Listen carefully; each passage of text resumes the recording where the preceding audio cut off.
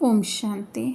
आज 29/3/2025 की बाबा की मुरली का सार देखेंगे। बाबा कहते हैं, मीठे बच्चे, तुम्हें ज्ञान से अच्छी जागृति आई है। तुम अपने 84 जन्मों को निराकार और साकार बाप को जानते हो। तुम्हारा भटकना बंद हुआ। तो यहाँ बाबा आत्मा से कह रहे हैं, क्योंकि आत्मा आज दिन तक सोई हुई थी, खुद को भूली हुई थी, और मन जो है अपने आप को आत्मा कहला रहा था। तो जैसे जैसे बाबा का ज्ञान मिलता जाता है तो आत्मा जागृत होती जाती है, क्योंकि इतनी गहरी नींद है, उसको एक दिन में जागृत होना पॉसिबल नहीं है। तो इसीलिए बाबा रोज़ रोज़ ज्ञान कानों में डाल रहे हैं, जिसके थ्रू आत्मा सुन रही है और मन का जो अलग एग्जिस्टेंस है वो ख़त्म होता जा रहा है।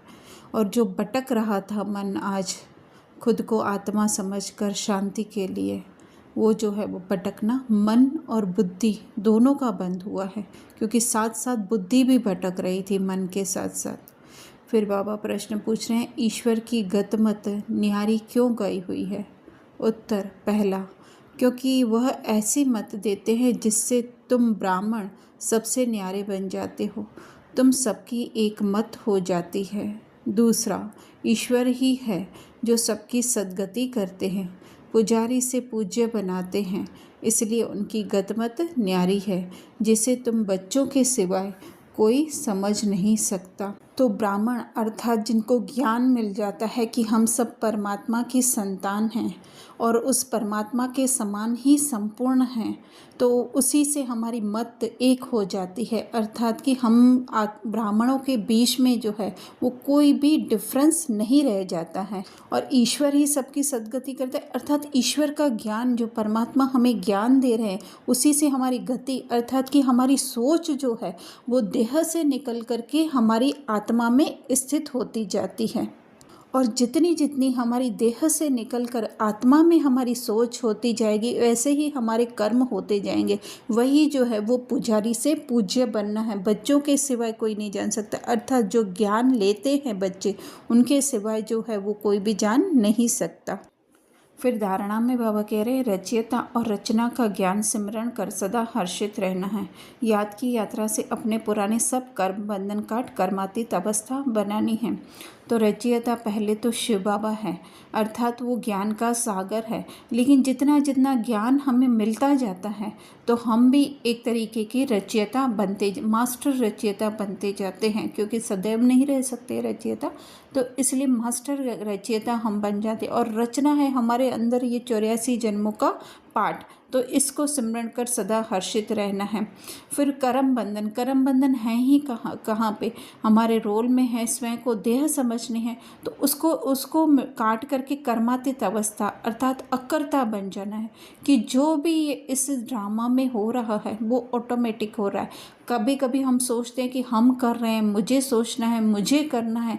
नहीं, जो होना है वो होता रहेगा। सिर्फ अपना अटेंशन कहाँ रखना है? अपने सत्य स्वरूप उस आत्मा में रखना है, तो उससे कर्म बंधन भी कटते जाएंगे और हम कर्मातीत अवस्था को भी पाते जाएंगे। फिर दूसरा है ध्यान दीदार में माया की बहुत प्रविष्टता होती है, इसलिए संभाल करनी है। बाप को समाचार दे राय लेनी है, कोई भी भूल नहीं करनी है। तो जितना जितना हम ज्ञान में आगे बढ़ते जाते हैं, माया भी उतनी सूक्ष्म होती जाती है। जितनी बुद्धि सूक्ष्म है उतनी ही बुद्धि सूक्ष्म होती जाती है, उतनी माया भी सूक्ष्म होती जाती है। तो ध्यान दीदार में हमें पता नहीं चलता है कि माया कब प्रवेश हो जाती है। तो इसलिए बाबा कह रहे हैं कि उसकी संभाल करनी, और कुछ भी हो जाए तो बाबा से राय। तो बाबा से राय तो साकार में जब थे तो फेस टू फेस लेते थे, लेकिन अभी अपनी उस आत्मिक स्थिति में स्थित होकर के हमें जो है वो राय लेनी है, और संभाल संभाल के एक कदम चलना है, और अपने को आत्मा समझ करके ही इस देह से न्यारा, सिर्फ आत्मा आत्मा की प्रिया पूजा आत्मा है वो नहीं, लेकिन देह से न्यारी इस प्रिया पूजा के रोल से हमें जो है वो न्यारा हो करके स्वयं को आत्मा समझना है।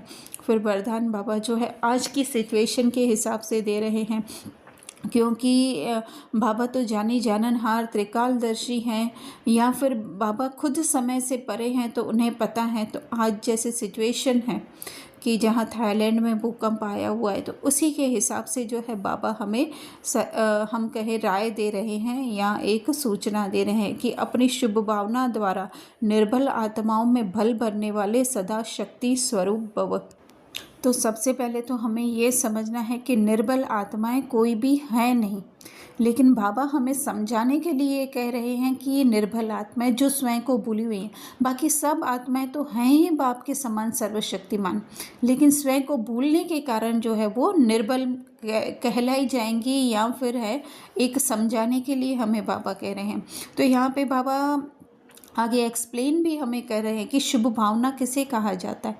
अगर हम आत्मा स्वयं को प्रिया पूजा समझ के, सामने वाले को भी प्रिया पूजा समझ करके अगर हम देते हैं कुछ शुभ भावना, तो वो जो है बाबा कह रहे हैं कि वो भाववान हो जाते हैं हम लोग किसी एक के प्रति भावना रखते रखते। अगर हम लोग थाईलैंड की आत्मा, बैंकॉक की आत्माओं के प्रति जो है शुभ भावना रखेंगे, सिर्फ उनके प्रति रखेंगे, तो वो क्या हो जाएगा, उसके प्रति भाववान हम लोग हो जाएंगे। लेकिन नहीं, स्वयं को उस बेहद में लेके जाना है। बाबा कह रहे हैं ना कि बेहद की भावना रखो कि हम भी आत्मा हैं, वो भी जो है वो संपूर्ण आत्मा है, वो भी बाप समान आत्मा है, लेकिन इस समय जो वो स्वयं को जो है वो भूली हुई है।